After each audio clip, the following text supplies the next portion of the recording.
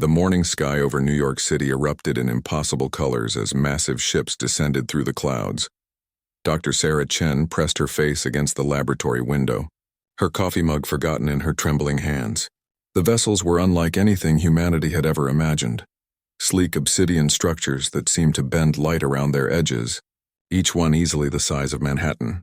"This is not a drill," the emergency broadcast crackled through every device in the city. "All citizens are advised to remain indoors and await further instructions." Across the globe, similar scenes unfolded. London, Tokyo, Moscow, Sydney. Every major population center found itself shadowed by the alien craft. The ships hung motionless in the atmosphere, their presence a silent declaration that humanity was no longer alone in the universe. General Marcus Rodriguez stood in the Pentagon Situation Room, surrounded by screens displaying the worldwide phenomenon. Military satellites had detected the ship's arrival trajectory. They had appeared from deep space, decelerating impossibly fast as they approached Earth. No conventional propulsion system could account for their movement patterns. "Sir, we're receiving a transmission," Communications Officer Lieutenant Hayes announced, his voice tight with tension. "It's broadcasting on all frequencies simultaneously, in perfect English, Mandarin, Spanish, Arabic, and dozens of other languages." The main screen flickered to life, revealing a being that was unmistakably alien yet disturbingly familiar. Tall and humanoid, with elongated limbs and pale, almost translucent skin that seemed to pulse with an inner light. Its eyes were large and completely black, reflecting the room's lighting like obsidian mirrors. "People of Earth," the creature began, its voice carrying an otherworldly resonance that seemed to bypass the ears and speak directly to the mind. "I am Zephyr Prime, Herald of the Dominion. Your species has reached a level of technological development that poses a potential threat to the galactic order." Rodriguez felt his blood run cold. This wasn't first contact as humanity had dreamed. This was a judgment. "You have been observed for several of your solar cycles," Zephyr Prime continued. "Your warlike nature, your destruction of your own world, your tendency toward violence and chaos. These traits cannot be allowed to spread beyond your star system. The Dominion has decided that humanity must be contained or eliminated." The transmission cut to images of human warfare throughout history: World War II, Vietnam, Iraq, the countless conflicts that had shaped human civilization. But then the images shifted to show human achievements: the International Space Station, children playing together regardless of race, rescue operations during natural disasters, scientific breakthroughs that had saved millions of lives. "However," the alien herald added, "the Dominion is not without mercy. You will be given one solar cycle to prove that your species can transcend its violent nature. Fail, and your world will be cleansed to make room for more worthy inhabitants." Dr. Chen found herself running through the empty streets of Manhattan, her scientific mind racing to process what she had witnessed. As a xenobiologist, she had spent her career speculating about first contact, but nothing had prepared her for this reality. The aliens weren't here to share knowledge or establish peaceful relations. They were judges, jury, and potentially executioners. In Moscow, physicist Dr. Dmitry Volkov was having similar thoughts as he watched the alien ship hovering over Red Square. The technology displayed was clearly centuries, perhaps millennia ahead of human capabilities. How could Earth possibly defend itself against such overwhelming superiority? But it was in a small village in Kenya where the most important response began to take shape. Amara Okafor, a software engineer working on rural connectivity projects, stared at the alien ship hanging over Nairobi in the distance and felt something unexpected: defiance. "They think they know us," she whispered to herself, her fingers already moving across her laptop keyboard. "They see our wars, our mistakes, but they don't see our heart." Within hours, Amara had established contact with colleagues around the world through encrypted channels. Scientists, engineers, soldiers, and ordinary citizens began to connect, sharing information and resources across national boundaries with unprecedented speed and efficiency. The alien ultimatum had accomplished something no human leader had ever managed. It had united the species against a common threat. Political differences that had seemed insurmountable just hours before suddenly appeared trivial when faced with potential extinction. In the Pentagon, General Rodriguez was coordinating with military leaders from every nation on Earth. Ancient enemies were sharing intelligence, pooling resources, and preparing joint strategies. The irony wasn't lost on anyone. It had taken an alien threat to finally bring peace to Earth. The ships aren't just observing, reported Colonel Sarah Mitchell from NORAD. Our satellites are detecting energy patterns consistent with scanning technology. They're mapping our infrastructure, our military installations, our population centers. Dr. Chen had made it to the United Nations building, where an emergency session was being broadcast worldwide. Representatives from every nation were present, either in person or via secure connection. For the first time in the organization's history, there were no walkouts, no political grandstanding, no nationalistic posturing. We have 365 days to prove ourselves, Secretary General Elena Vasquez announced to the Assembly, not as Americans or Chinese or Europeans or Africans, but as humans. The Dominion expects us to fail, to tear ourselves apart under pressure. They believe our nature condemns us. She paused, looking directly into the camera that was broadcasting to billions of people around the world. They're about to learn what humanity is truly capable of when we unite against a common threat. As night fell across the planet, the alien ships began to emit a soft, pulsing light visible from the ground. It was beautiful and terrifying, a constant reminder of the sword hanging over humanity's head. But in laboratories, military bases, and communication centers around the world, humans were working with a determination and cooperation that their species had never before achieved. The war for humanity's survival had begun, but it wouldn't be fought with conventional weapons. It would be fought with the very qualities the Dominion believed made humans unworthy: their adaptability, their refusal to surrender, and their ability to find unity in the face of overwhelming odds.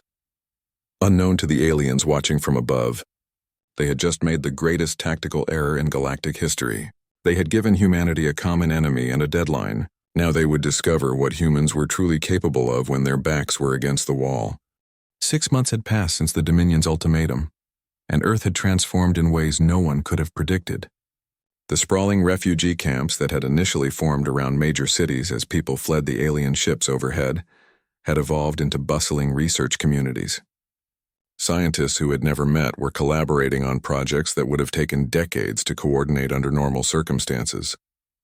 Dr. Sarah Chen stood in what used to be Central Park, now converted into a massive open-air laboratory where teams from every continent worked side by side. The irony wasn't lost on her that the aliens' threat had accomplished what centuries of human diplomacy had failed to achieve: true global cooperation. "Sarah, you need to see this," called Dr. Kenji Tanaka, a Japanese physicist who had become her closest collaborator. He was hunched over a makeshift workstation where multiple laptops displayed streams of data from satellites around the world. The data was troubling. The alien ships weren't just observing, they were actively interfering with human technology. Communication satellites were experiencing mysterious failures. GPS systems were providing increasingly unreliable data, and internet connectivity was becoming sporadic in certain regions. "They're testing our dependence on technology," Chen realized, studying the patterns. "Every system they're disrupting is something we rely on for modern civilization." Meanwhile, in what had once been the most heavily militarized border in the world between North and South Korea, something unprecedented was happening. The DMZ had been converted into a massive manufacturing facility where former enemies worked together to produce equipment based on alien technology analysis. Colonel Kim Jong-soo and Lieutenant Colonel James Murphy, one North Korean, one American, stood side by side examining the production lines. The sight would have been impossible just months earlier, but the alien threat had a way of making old conflicts seem petty. The energy signatures from their ship suggest they use some form of quantum manipulation, Kim explained in careful English, a language he had learned in secret years before. "If we can reverse engineer even a fraction of their technology." Murphy nodded, no longer seeing an enemy but a brilliant military strategist whose insights might save their species. "Our scientists think they've identified the frequency patterns their shields use. It's unlike anything in our physics textbooks." Across the planet, similar scenes were playing out. In the Amazon rainforest, Brazilian environmentalists worked with climate scientists from around the world to develop new technologies that could both defend Earth and heal the environmental damage that had concerned the Dominion. In the Australian outback, Aboriginal elders shared traditional knowledge with quantum physicists. leading to breakthrough insights about natural energy patterns. Amara Okafor had become something of a legend in the growing global resistance movement. From her base in Kenya, she had developed a new form of encrypted communication that seemed immune to alien interference. Her network now connected millions of people across every continent, sharing resources and coordinating efforts with unprecedented efficiency. The aliens made one crucial mistake, she explained during a global broadcast that reached every connected device on Earth. They assumed our diversity was a weakness. They see our different cultures, languages, and ways of thinking as sources of conflict. But diversity is our greatest strength. Her words proved prophetic as human innovation accelerated beyond anything in recorded history. Traditional medicine from indigenous cultures was being combined with cutting-edge biotechnology to develop new treatments for radiation exposure. Ancient metallurgy techniques were being applied to create new materials that could withstand the energy weapons the aliens' probes had revealed. The most significant breakthrough came from an unexpected source. Dr. Yuki Sato, a 12-year-old prodigy from Japan who had been included in the global scientific network, made a discovery that changed everything. While playing what appeared to be a simple mathematical game, she identified a pattern in the aliens, communication frequencies that had escaped every adult scientist. The ships talk to each other using mathematics. We haven't discovered yet, she explained to a room full of the world's leading physicists via video call. But they're not just using advanced math, they're using music. Her insight led to the realization that the Dominion's technology operated on principles that combined quantum physics with harmonic resonance. Human musicians began working with scientists to decode the aliens' technological frequencies, leading to breakthroughs that would have taken centuries under normal circumstances. General Rodriguez found himself in the unprecedented position of commanding a truly international military force. Former adversaries like Russian and American troops trained together, sharing tactics and technologies that had been classified just months earlier. Chinese and Indian engineers collaborated on weapon systems, while Israeli and Palestinian strategists worked side by side planning defensive scenarios. The aliens keep scanning our military installations, reported Colonel Mitchell during a Joint Chiefs meeting that included military leaders from every major nation. But they're not seeing what we're really building. The truth was that humanity's greatest weapon wasn't being built in any single location. It was being built everywhere at once, a distributed global defense system that utilized humanity's greatest strength, their ability to work together despite their differences. Religious leaders who had spent centuries in theological disagreement found common ground in humanity's shared destiny. The Pope, the Dalai Lama, prominent Islamic scholars, Jewish rabbis, and spiritual leaders from every major faith tradition issued a joint statement that resonated across the globe. We are one species, on one world, facing one threat. Our differences in how we worship the divine pale in comparison to our shared obligation to preserve human life and dignity. Even the world's children were contributing in ways that amazed their elders. Schools had been transformed into research centers where young minds, unburdened by conventional thinking, made connections that experienced scientists had missed. Video game developers found that strategies from their virtual worlds applied to real defense scenarios. Social media platforms became coordination tools for global resource sharing. But perhaps the most important change was happening in the human spirit itself. The petty nationalisms, racial prejudices, and religious conflicts that had plagued humanity for millennia were being set aside in favor of a larger identity, human identity. People began to see themselves not as Americans or Chinese or Nigerians, but as Earthlings facing an external threat. Dr. Volkov, working from a research station in Antarctica that had become a hub for international cooperation, made a startling discovery. The ice core samples he was analyzing revealed something the aliens apparently didn't know. Earth had faced extinction events before, and life had not just survived but emerged stronger and more diverse. They think they understand us, he muttered to himself as he studied the data showing how previous catastrophes had driven evolution forward. But they don't realize that pressure creates diamonds, and extinction events create innovation. As the 6-month mark passed, the alien ships began exhibiting new behavior patterns. Their scanning had become more frequent and focused, as if they were puzzled by what they were observing. The Dominion had expected humanity to fragment under pressure, to retreat into tribal conflicts and self-destructive behavior. Instead, they were witnessing the birth of something unprecedented in their galactic experience, a species that became stronger and more unified when faced with existential threat. The aliens had seen human conflict throughout history, but they had never seen human cooperation on this scale. Unknown to the Dominion, their ultimatum had triggered something in human nature that even humans themselves hadn't fully understood: the ability to transcend individual and tribal interests when the survival of the species was at stake. The next 6 months would test whether this unity could be maintained, and whether human ingenuity could bridge the technological gap between Earth and the stars. The breakthrough came from the most unlikely source: a jazz club in New Orleans that had been converted into an acoustic research laboratory. Dr. Marcus Williams, a musicologist who had joined the global scientific network, was working with a team of physicists and musicians to decode the harmonic patterns in alien communications when something extraordinary happened. "Play that sequence again," Dr. Chen requested, her eyes fixed on the oscilloscope display. She had traveled from New York after young Yuki Sato's discovery about the mathematical music underlying alien technology. The frequency patterns dancing across the screen looked almost organic, like living mathematics. The saxophone player, an elderly man named Lewis, who had performed in the club for 40 years, improvised a response to the alien harmonic sequence.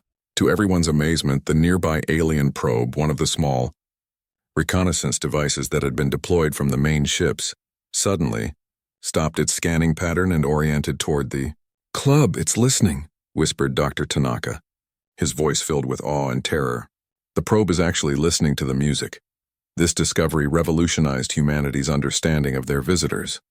The Dominion wasn't just a technologically advanced civilization. They were a species that experienced reality through mathematical harmonies that humans could only describe as music.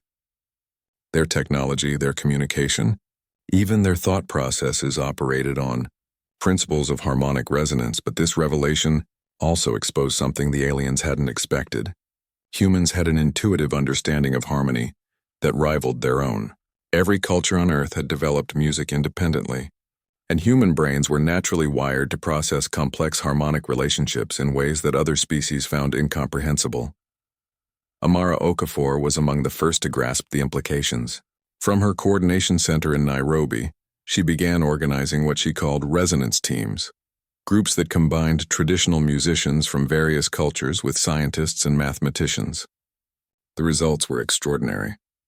Didgeridoo player from Australia working with quantum physicists discovered that the traditional breathing techniques used in Aboriginal music could be adapted to create stable quantum field fluctuations. A Tibetan singing bowl master collaborated with engineers to develop new materials that could resonate at frequencies that disrupted alien scanning technology. Most remarkably, a group of children from a favela in Rio de Janeiro, led by a street musician named Carlos, created a percussion sequence that actually caused an alien probe to retreat. The rhythm they played, passed down through generations of Brazilian folk tradition, contained mathematical relationships that created interference patterns in the alien's sensory equipment. "They're not just scanning our technology," realized Dr. Volkov during a global video conference that now included hundreds of research teams. "They're trying to understand our consciousness, our way of thinking. And our music is confusing them because it represents a form of intelligence they've never encountered." General Rodriguez was dealing with a different kind of revelation. Military intelligence had discovered that the alien ships, despite their advanced technology, had significant vulnerabilities. They seemed to be designed for warfare against civilizations that relied heavily on centralized technology and hierarchical command structures. "Their entire strategic doctrine is based on decapitation strikes," explained Colonel Lear Mitchell to the assembled international military leadership. "They target command centers, communication hubs, and technology infrastructure. They expect their enemies to collapse once the central nervous system is severed." But humanity's response had evolved beyond their comprehension. Instead of becoming more centralized under threat, human civilization had become more distributed and resilient. Critical functions were spread across thousands of locations, with redundant systems and backup plans that could operate independently if needed. The resistance movement had also developed capabilities that surprised even its creators. Hackers from around the world had found ways to tap into alien communication networks without being detected. What they discovered was both encouraging and terrifying. The Dominion was vast, a galactic empire that had absorbed or destroyed thousands of civilizations over millions of years. Their standard approach was to evaluate species based on technological development and aggressive tendencies. Then either integrate compliant races as subordinate members or eliminate those deemed too dangerous or primitive. But the surveillance records showed something unprecedented in Dominion history. Never before had they encountered a species that became more unified and innovative under threat. Most civilizations either surrendered immediately upon seeing the technological gap or destroyed themselves in panicked conflicts. Humanity was doing neither. "The Dominion Council is divided," reported Jennifer Kim, a NSA cryptographer who had become one of the world's leading experts on alien communication intercepts. "Some members are arguing for immediate termination of the human experiment. Others are fascinated by our response and want to continue observing." This division within their ranks gave humanity its first real hope. The aliens weren't infallible gods, they were individuals with different opinions, capable of disagreement and uncertainty. Dr. Sato, the young prodigy whose mathematical insights had started the musical revolution, made another crucial discovery. While analyzing the patterns in alien technology, she realized that the Dominion had encountered music-based intelligence before, but they had always destroyed it. "There used to be other species like us," she explained during a children's video conference that had become as important as the adult scientific meetings. "The alien databases mentioned something called harmonic civilizations that they eliminated because they were too unpredictable. This revelation changed everything. Humanity wasn't just fighting for survival. They were the last representatives of an entirely different approach to intelligence and technology. The Dominion had spent millions of years eliminating diversity in favor of mathematical efficiency, and humans represented the chaos they feared most. The knowledge that they were fighting to preserve something unique in the galaxy galvanized human resistance efforts. Artists and scientists who had never spoken to each other began collaborating on projects that defied every conventional understanding of how technology should work. A group of Maori performers worked with nuclear physicists to develop a fusion reaction that was controlled through traditional war chants. The rhythmic patterns that had been used to coordinate tribal movements for centuries turned out to be perfect for managing plasma containment fields. In India, classical musicians, collaborating with the space program, discovered that the mathematical relationships in ragas, traditional melodic frameworks, could be used to navigate in ways that didn't rely on satellite positioning. When the aliens disabled GPS systems, human spacecraft continued to function using musical navigation. The most significant breakthrough came from an unexpected collaboration between a deaf composer and a team of weapons engineers.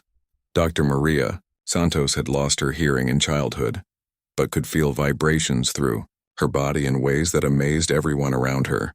She developed a new form of tactile music that could be transmitted through solid objects, including the hulls of alien ships. "We can make their ships sing," she explained, through sign language interpreted for the global audience. "And if we can control the songs, we can control their technology." The implications were staggering.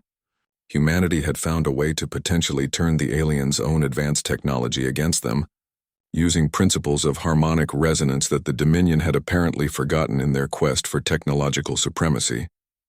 But time was running out. Intelligence intercepts revealed that the Dominion Council was moving toward a final decision about humanity's fate. The one-year deadline was approaching, and the aliens were beginning to position their ships for what appeared to be preparation for either departure or attack. The question facing humanity was whether their newly discovered abilities would be enough to convince the Dominion that humans deserved to survive, or if they would need to use their musical weapons in the first interstellar war in human history.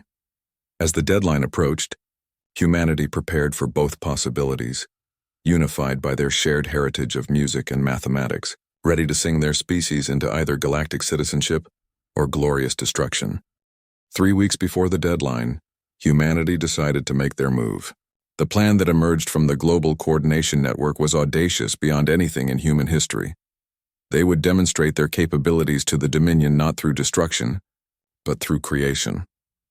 Dr. Chen stood on the observation deck of the International Space Station, which had been significantly expanded during the crisis year, with modules contributed by every spacefaring nation. Below her, Earth prepared for what they were calling the resonance, a coordinated global demonstration of human harmonic technology that would either secure their future or seal their doom. "All stations report ready," announced Amara Okafor, from the Primary Coordination Center in Geneva, chosen for its symbolic significance as a place where nations had traditionally come together to prevent conflict.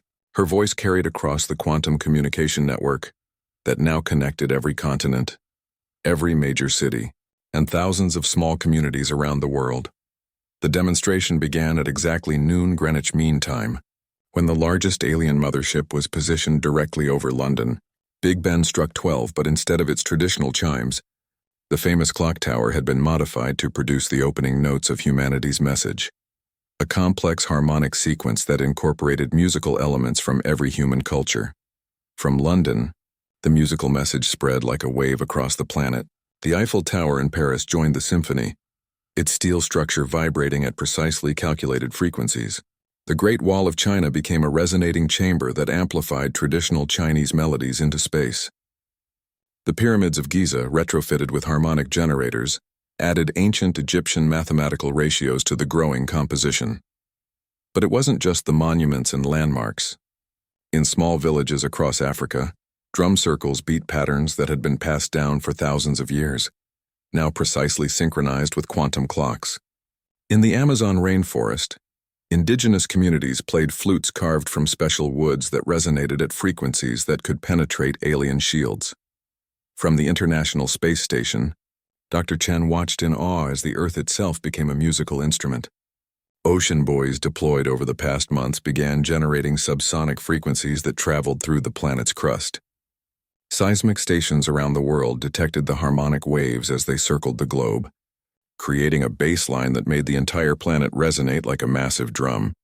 The alien ship's reaction was immediate and dramatic. Every vessel in Earth's vicinity stopped their scanning activities and oriented toward the source of the nearest harmonic generator. Their own technology began resonating in response, creating visual light patterns across their hulls that had never been observed before. "They're not just listening," reported Dr. Tanaka from the Orbital Monitoring Station. "Their ships are participating. The harmonic frequencies are causing their technology to respond automatically." But the real demonstration was just beginning. As the basic harmonic framework established itself around the planet, human communities began adding their own contributions. Jazz musicians in New Orleans improvised complex variations on the main theme. Electronic music producers in Berlin contributed synthesized harmonies that pushed the boundaries of human technology. Traditional folk singers from Ireland added melodies that had been sung for centuries, now broadcast to the stars. Most remarkably, the Children of Earth took over significant portions of the demonstration. Young Yuki Sato, now 13, and recognized as one of the most important minds of her generation, conducted a choir of 10,000 children from around the world. Their voices, transmitted through the quantum network and amplified by harmonic generators, created frequencies so pure and mathematically perfect that they caused visible aurora-like effects in the atmosphere around the alien ships. The Dominion's response was unlike anything their surveillance had predicted. Instead of the usual command and control communications between ships, the alien vessels began transmitting what could only be described as musical phrases, complex harmonic sequences that complemented and enhanced the human composition. "They're not just listening," whispered Dr. Williams, from his post in New Orleans, tears streaming down his face as he watched the greatest musical collaboration in history unfold. "They're playing along." From her position on the ISS, Dr. Chen could see the entire planet participating in the demonstration. Cities that had been dark from power conservation now blazed with coordinated light shows that matched the musical frequencies. The Aurora Borealis and Aurora Australis, somehow influenced by the global harmonic resonance, danced in patterns that perfectly synchronized with the human composition. But the most incredible moment came when the alien ships began to sing. The massive vessels, each one the size of a city, started producing their own harmonic frequencies, not the harsh, mathematical communications that humans had intercepted before, but something that could only be called music. The alien melodies were complex beyond human comprehension, yet somehow they fitted perfectly with Earth's symphony. General Rodriguez, monitoring the demonstration from a command center deep beneath the Rocky Mountains, couldn't believe the data his instruments were showing. "The alien ships aren't just responding," he announced to the global military network. "They're composing. They're adding original musical elements to our demonstration." The realization hit the human coordinators simultaneously around the world. The Dominion weren't just advanced conquerors. They were artists, musicians on a galactic scale who had perhaps forgotten their own creative nature in millions of years of imperial expansion. As the demonstration continued for exactly 1 hour, the time it took for the harmonic waves to complete a full circuit of the planet, something unprecedented in Dominion, history began to happen. The alien ships started moving, but not in attack formation. They began arranging themselves in precise geometric patterns that enhanced the musical resonance between their vessels and Earth's harmonic generators. Dr. Santos, the deaf composer whose tactile music theories had proven crucial to understanding alien technology, felt the vibrations through the modified hull of the space station where she was working. Through sign language, she communicated her observations to the global network. "They're not fighting anymore. They're dancing." And indeed, the massive alien ships were performing what could only be described as a cosmic ballet, their movements creating visual harmonies in space that matched the musical ones resonating between Earth and their fleet. When the hour was complete and the last notes of humanity's demonstration faded into space, an extraordinary silence fell over the planet. For the first time in almost a year, the alien ships ceased all scanning, all communication, all movement. They simply hung in space as if contemplating what they had just experienced. Then slowly a new transmission began from the lead mothership. But instead of the harsh, commanding voice of Zephyr Prime that had delivered their ultimatum, the communication that reached Earth was musical. A complex harmonic message that human musicians around the world began frantically trying to decode. Dr. Sato was the first to understand. "It's not a message," she announced to the breathless global audience hanging on every word. "It's an invitation." The aliens were asking humanity to continue the musical collaboration, to extend the demonstration into an ongoing conversation between two musical civilizations. For the first time in Dominion history, they had encountered a species that could speak their most fundamental language, the language of harmonic mathematics that underlay all reality. But even as humanity celebrated this breakthrough, intelligence intercepts revealed that the Dominion Council was in crisis. The fleet's behavior had violated every protocol in their imperial handbook. Some council members were demanding immediate intervention to stop what they viewed as contamination of Dominion forces by human influence. The deadline was still 2 weeks away, and humanity had proven they could communicate with their potential destroyers.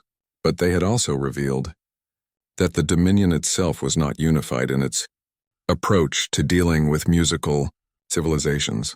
The next phase of humanity's survival would depend not just on their ability to make music with aliens, but on their capacity to influence a galactic political crisis that could determine the fate of both species.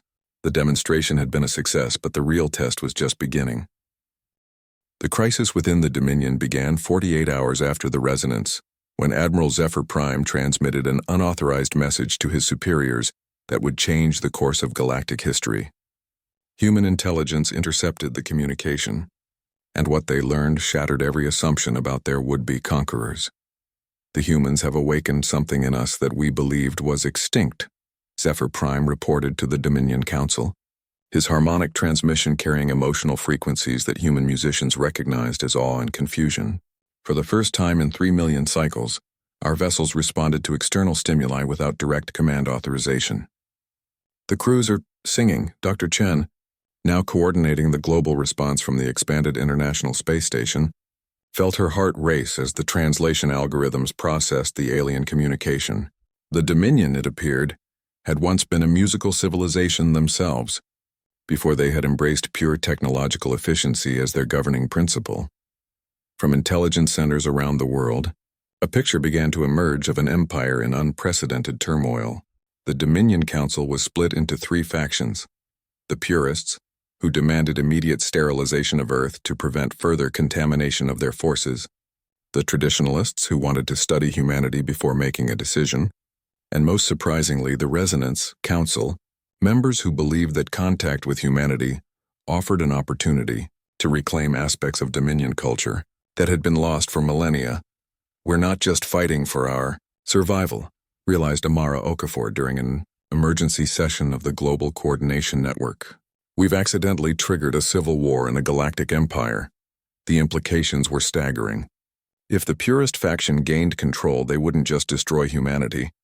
They would likely purge their own society of any elements that had been influenced by human music. But if the Resonance could somehow gain power, humanity might find themselves with the most powerful allies in the galaxy. General Rodriguez found himself in the unprecedented position of planning not just for Earth's defense, but for potential involvement in an interstellar political conflict. Military strategists from around the world were analyzing intercepted Dominion communications, trying to understand the power structures and decision-making processes of a civilization that spanned thousands of star systems. "The Dominion fleet here is more than just an evaluation mission," reported Colonel Mitchell after days of communication analysis. Zephyr Prime commands one of their most prestigious fleets, and his crews include members of ancient Dominion noble houses. His support for humanity carries significant political weight. Meanwhile, young Dr. Sato had made another breakthrough that would prove crucial in the developing crisis.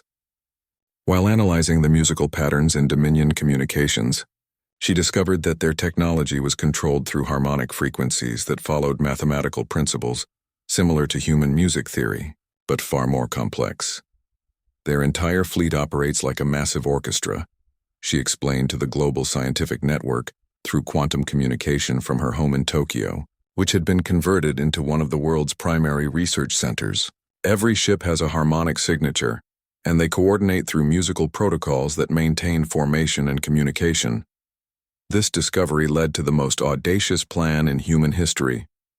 If the Dominion fleet operated through musical coordination, and if human musicians had proven they could interface with alien harmonic technology, then perhaps humanity could influence the outcome of the Dominion's internal political struggle. Dr. Williams, the musicologist from New Orleans, proposed what became known as the Harmony Intervention, a carefully orchestrated musical campaign designed to strengthen the position of the resonant faction within the Dominion Council by demonstrating that human-Dominion musical collaboration could produce results superior to either species' capabilities alone.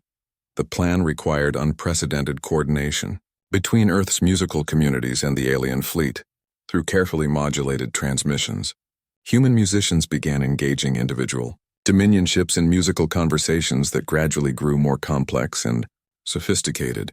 The first breakthrough came when a traditional Mongolian throat singer named Batbayer established a musical dialogue with a Dominion science vessel. The deep harmonic overtones of his traditional singing style proved particularly compatible with the ship's quantum resonance systems, allowing for a level of technological interface that amazed both human and alien observers. Within days, similar connections were being established around the world.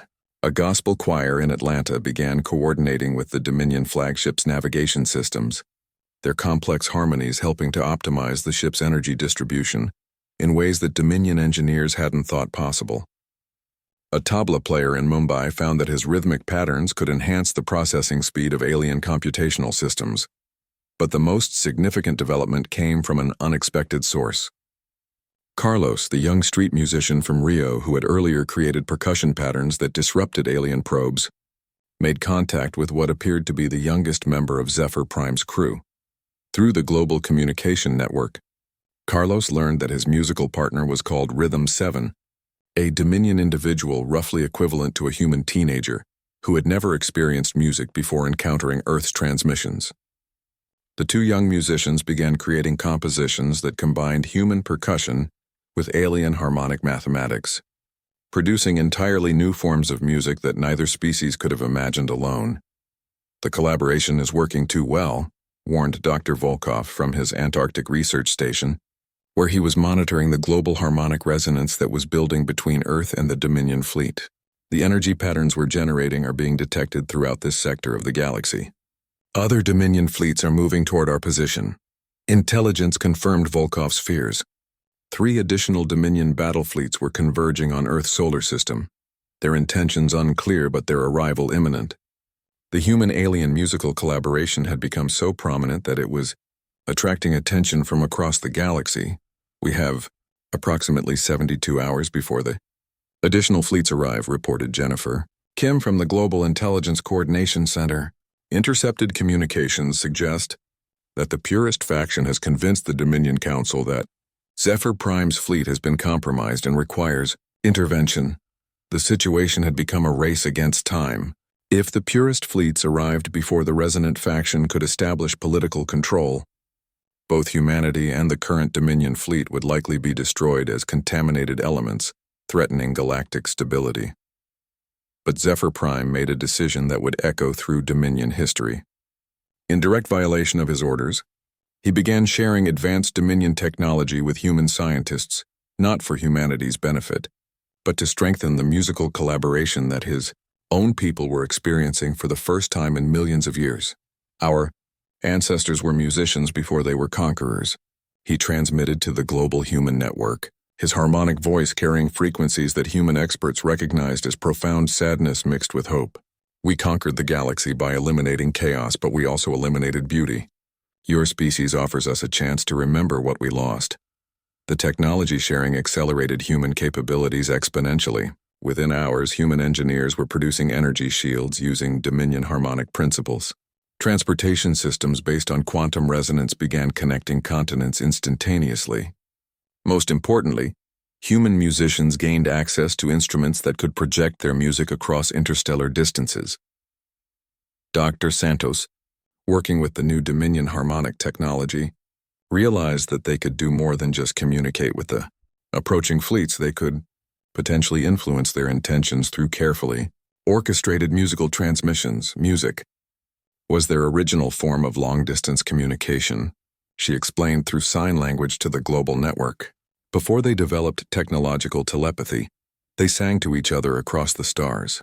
If we can access those ancient protocols, the plan that emerged was desperate but brilliant. Using the combined human-Dominion musical network they had established, Earth would attempt to sing the approaching Purist fleets into remembering their own musical heritage. Before they could attack, every human musician on the planet began preparing for what might be humanity's final performance. But this time they wouldn't be alone. Zephyr Prime's entire fleet would be participating, risking everything on the possibility that music could overcome millions of years of imperial conditioning. As the deadline approached and enemy fleets drew closer, the most unlikely alliance in galactic history prepared to determine the fate of 2 civilizations through the power of coordinated song. The next phase would test whether harmony could triumph over conquest, whether art could overcome empire, and whether the bonds forged between human and alien musicians were strong enough to reshape the galaxy itself. The musical revolution that had begun with a jazz club in New Orleans was about to face its ultimate test in the cold vacuum of space, where the future of multiple species would be decided not by weapons of war, but by the universal language of. The 3 Purist fleets emerged from hyperspace at the edge of the solar system, like harbingers of galactic order, their ships arranged in perfect geometric formations that spoke of military precision and technological supremacy. Each fleet contained hundreds of vessels, their combined firepower capable of sterilizing entire star systems. Admiral Void Prime, commander of the lead Purist fleet, transmitted his intentions on frequencies designed to reach both the contaminated Dominion forces and the humans who had corrupted them. His harmonic voice carried no emotion, only cold mathematical certainty. Zephyr Prime, you and your fleet have been compromised by exposure to chaotic influences. Withdraw immediately, or be classified as enemy combatants. The human infestation will be cleansed according to Protocol 77 Alpha. From the International Space Station, Dr. Chen watched the tactical displays showing the approaching enemy fleets. The combined human-Dominion alliance had perhaps 6 hours before the Purists reached optimal firing position. Everything they had built, Everything they had learned would be tested in the next few hours. "All stations, this is Harmony Command," announced Amara Okafor from the Global Coordination Center. The title was new, created to acknowledge that Earth's defense was no longer purely human. "Operation Resonance Dawn is now active. Begin transmission of Archive Sequence 1. What followed was unlike any battle in the history of warfare. Instead of launching missiles or firing energy weapons, Earth and its Dominion allies began to sing. The opening notes came from the Sahara Desert, where massive harmonic generators, powered by fusion reactors, began broadcasting the deepest musical frequencies ever produced by human technology. The sound was so low that it traveled through space as gravitational waves, reaching across the solar system to touch the hulls of the approaching Purist ships. The alien vessel's initial response was exactly what the Purists expected. Their shields activated automatically, their formation tightened, and their weapon systems began charging. But something unexpected happened as the gravitational harmonics reached their crews. Archive Sequence 1 contained musical patterns that predated the Dominion Empire by millions of years. Songs that Zephyr Prime's historians had preserved from their species' pre-technological era. The Purist crews, conditioned for millennia to suppress emotional responses, found themselves experiencing sensations they had been taught to consider primitive and dangerous. "Void Prime, my crew is requesting permission to..." "Listen," transmitted one of the Purist ship commanders, his harmonic voice carrying frequencies that suggested confusion and something that might have been curiosity. But Void Prime was prepared for such contamination. "All crews are to activate neural dampening fields immediately. Any personnel showing signs of musical influence are to be sedated and contained." The battle escalated as Earth responded with Archive Sequence 2, a collaboration between human musicians and Dominion historians that recreated the victory songs of ancient Dominion civilization. These were melodies that had once celebrated exploration and discovery, rather than conquest and destruction. The psychological warfare was having an effect. Several Purist ships began breaking formation as their crews struggled with memories and emotions that their society had spent eons teaching them to suppress. But the Purist leadership responded with ruthless efficiency, using technological override systems to maintain control of their vessels. "They're going to attack regardless," reported General Rodriguez from the Military Coordination Center. "Our musical offensive is working on individual crew members, but their command structure is too rigid.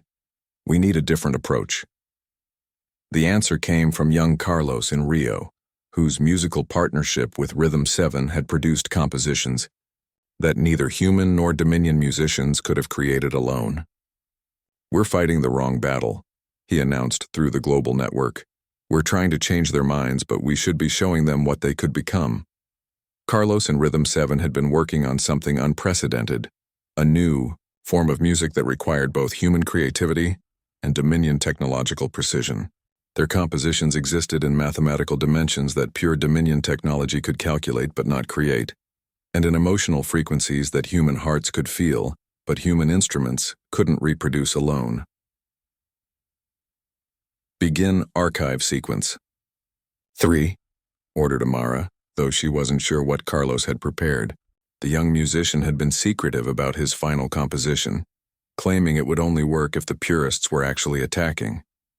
As the first Purist energy weapons began charging to firing readiness, a new kind of music emerged from Earth and its allied Dominion ships. The sound was impossible to describe in conventional terms. It was mathematics made audible, emotion given harmonic form, the voice of two species singing together in perfect unity. The effect on the Purist fleets was immediate and devastating. Their technological systems, designed to process pure mathematical inputs, began receiving data that was simultaneously logical and chaotic, ordered and creative. Ship computers that had operated without error for millions of years began producing outputs that could only be described as art. Navigation systems started plotting courses that created beautiful geometric patterns rather than efficient travel routes. Weapon systems began firing in rhythmic sequences that matched the music rather than targeting enemy positions. Communication arrays started broadcasting the musical patterns they were receiving instead of military commands. "All ships, emergency protocol," transmitted Void Prime. But his own command vessel was experiencing the same phenomena. The ship's central computer had begun composing variations on the human Dominion music, and the crew quarters were resonating with harmonics that made suppression of emotional responses impossible. But the most remarkable transformation occurred aboard the ship commanded by Admiral Echo 9, the youngest of the purest fleet commanders.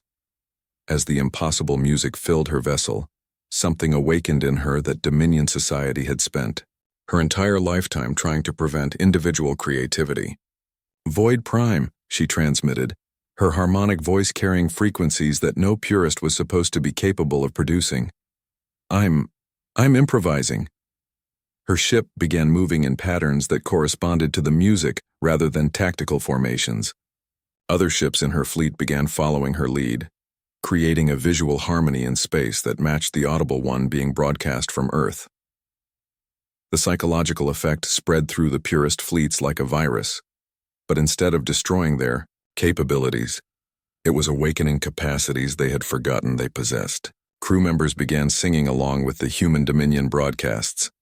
Engineers started modifying their ship's systems to produce better harmonic resonance. Military formations began evolving into cosmic choreography. Void Prime, watching his ordered fleets transform into something chaotic and beautiful, made the decision that would end the Dominion Empire as it had existed for millions of years. Instead of fighting the transformation, he opened his ship's communication systems to full reception of the human Dominion music. The moment the impossible harmonics filled his command center, Void Prime experienced something that no purist was supposed to be capable of experiencing: wonder. For the first time in his existence, he understood what his species had sacrificed in their pursuit of perfect order. All purist fleets, he transmitted, his voice now carrying the complex emotional harmonies that marked true Dominion musical communication. Stand down. We are going to listen. The Battle of Harmonies ended not with destruction, but with the largest musical collaboration in galactic history. 3 purist fleets, originally sent to destroy the human Dominion alliance, instead joined them in creating music that would be remembered across the galaxy for millions of years.